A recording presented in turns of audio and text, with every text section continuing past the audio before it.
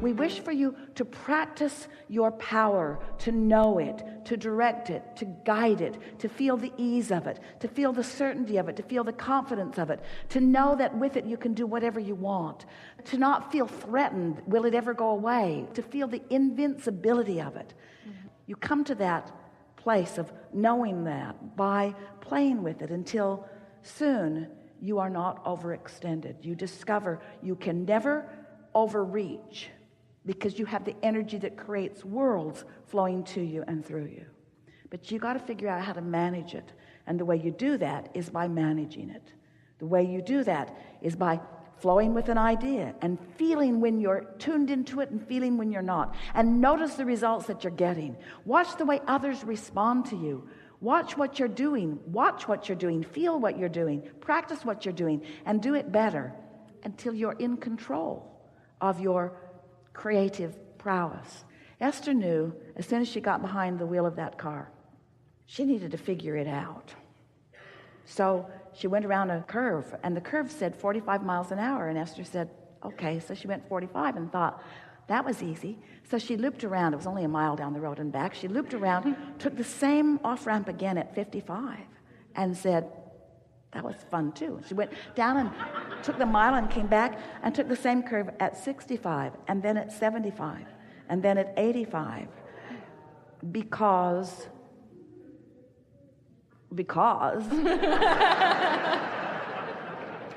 but she didn't do the 85 the first time.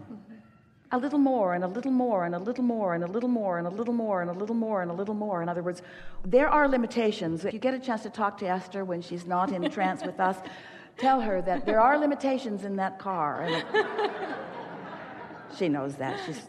She's not ready to make her transition into non-physical, but when she does, it will be in that car.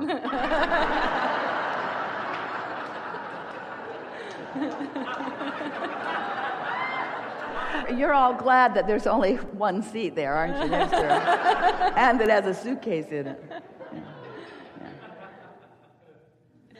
When there is an idea that comes up or a thought that comes up, when it's active, it'll come up 20, 30 times in a day. And it'll come in as just as a passing. I want to know, do I have to work with it?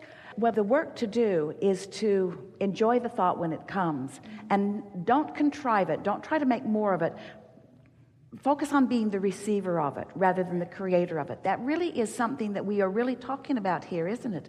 Be the receiver of it, because step one is you created it through the contrast that you lived. You already asked for it, and Source helped with the creation of it by becoming the vibrational equivalent of it. So the creation of it is done to that point. The creation of it is done. Now you're wanting to be the receiver, the allower, the realizer of it, you see. And so don't overthink it. Just put yourself in that soft place where you can receive it. And if it's coming, when you say the idea comes 20 or 30 times in a day, it's worth acknowledging what's the holdup? And the reason that we put it to you that way is because once an idea comes, then the next idea that comes will have more momentum, and the next, but you won't get 20 or 30 times into it before there's a manifestation about it. So if the manifestations beyond the thoughts and the emotions seem to be holding themselves off, what it always means is you've got more wobble in there than you're acknowledging.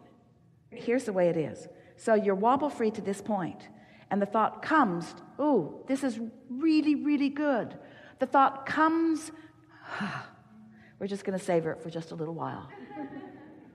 The thought comes, occurs, manifests to the degree that your wobblelessness allows it.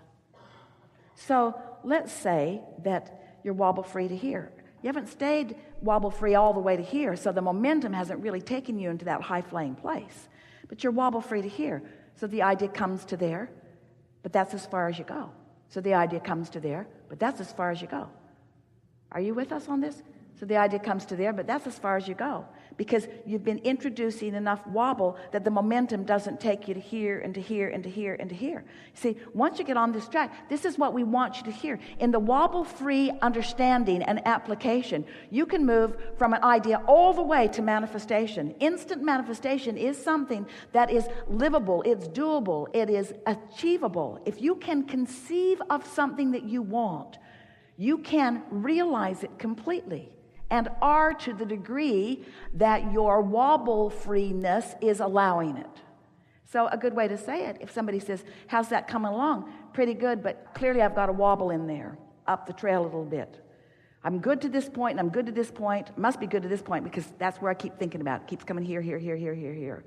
But it's got to move to the next level. Everything has to move to the next level, or it's not working in the way that it is intended. Nothing stands still in this dynamic universe. Nothing stands still. So you are moving toward or away from what you really want. This is really worth talking about, isn't it? So what about, wouldn't it be nice if, isn't it nice that it is exactly as we are about to speak it to you? So here you are. You're on the leading edge of all of this. You're wobble-free because you want to be. You're wobble-free because you like it that way. You're wobble-free because you practice it that way. You're wobble-free because you care more about how you feel than anything else. You're wobble-free because you practice it. You're wobble-free because it feels good. You're wobble-free because you'd rather feel good than not feel good. You're wobble-free because you've been there. You're wobble-free because you believe you can be wobble-free. You're wobble-free because you like it, and there you are in this leading edge of wobble-free thought. And then a new idea comes, and you wobble just a little bit. What are you going to do about it? You're going to deal with the wobble right now at the first inception of the first wobble? We would. So that what begins to happen is the ideas just keep coming and coming and coming and coming. You will never stagnate, and the new ideas will never cease to come. So first there is the thought. Start again. First there is the vibration. Start again. First there is the emotion. Start again. First there is right here where I stand, and it doesn't matter what you call it. First there is right here where I stand, and it doesn't matter what I call it. Here I am, offering a thought, yeah, I call it a thought. Offering a vibration, yeah, I call it a vibration. Offering emotion, yeah, let's hone in on the emotion. Here I am feeling this. Here I am feeling this in response to thoughts and vibrations that might be obvious to me, might not be obvious to me, but if it feels good, I like this. So now I focus in on the thought. I focus in on the thought of the feeling. And then momentum begins to ensue. And then a thought comes to me. So Abraham, are you saying, for the first time ever in all of the universe, visiting with physical friends, that at the point that you call it a thought, it is a vibration that has been realized? Yes. Abraham, are you saying, we're good all by ourselves, if you noticed? Are you saying an emotion becomes an emotion, that an emotion evolves from a vibration to an emotion at the point that it is realized by a perceiver like me? Are you saying that vibration is all around, and that we are translating vibration into meaningful, tactile things that we are calling thoughts and emotions, but they are all vibrations that we are receiving because our point of attraction has put us in the place of calling them in? Ooh, don't you love knowing this? So where does this put you? What does it make you think? We chose you deliberately because we know that you can dialogue about this. What does it make you think about? What are your vibrational translations? What thoughts and words do you want to say about the expansion of vibration? Isn't that where it's all at? Do you really want to explore the planet and learn all the facts and all the dates and all the history and all the places and get all the names? Is that really what you want to be thinking about? Or do you want to be a perceptual transmitter and receiver, and do you want to acknowledge the power of vibration? And if you've decided that you want to acknowledge and harness and flow this powerful vibration, which the entire universe is built upon, can you acknowledge that you can be a transmitter or a receiver of vibration? You are a transmitter or a receiver of vibration. Which matters most? Your reception or your transmission? It's a trick question. Be careful. They are equally powerful and important, because in co-creation, if a vibration vibrates in the forest and there's no one there to hear it, did it really vibrate? So, if there are thoughts that are transmissions, and if there are thoughts that you are receiving, and they are all important to the mix, then here's the question that we really want to ask you, and we know that you're ready to answer it. Which matters most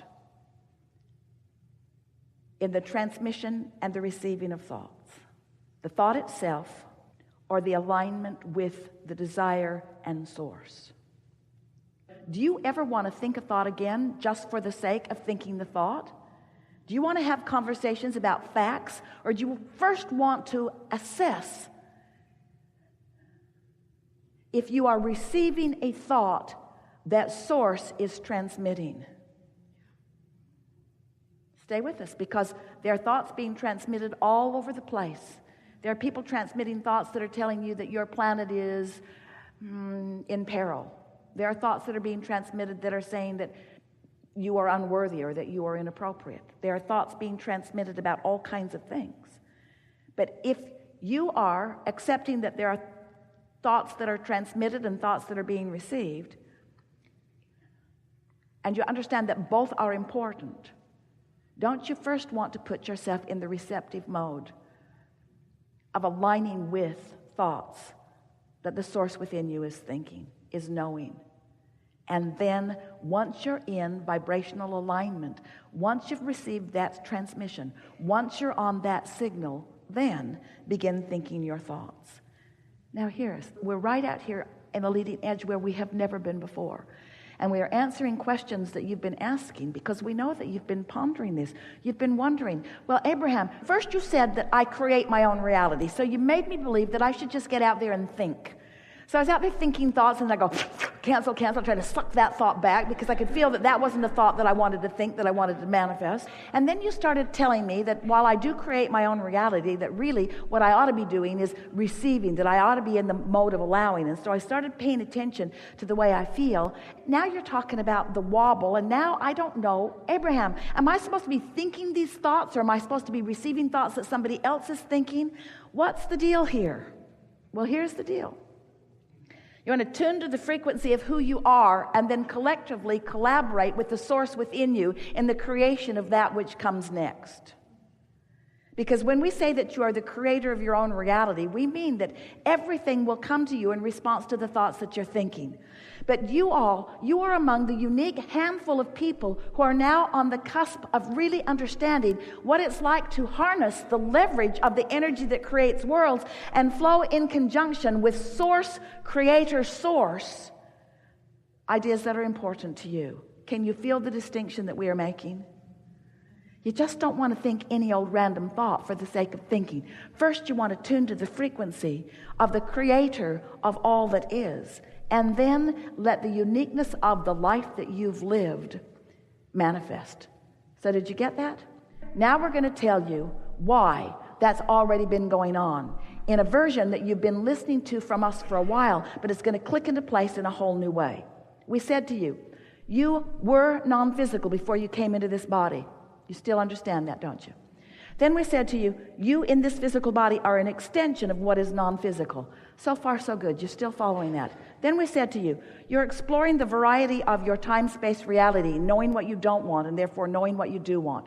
With us so far, and launching rockets of desires, preferences, intentions, desires. You're launching them, and they are going ahead of you vibrationally, meaning that they have not yet manifested, They actually are now. It is a now reality. This vibrational reality that we began calling the vortex is the vibrational version of your creative extension.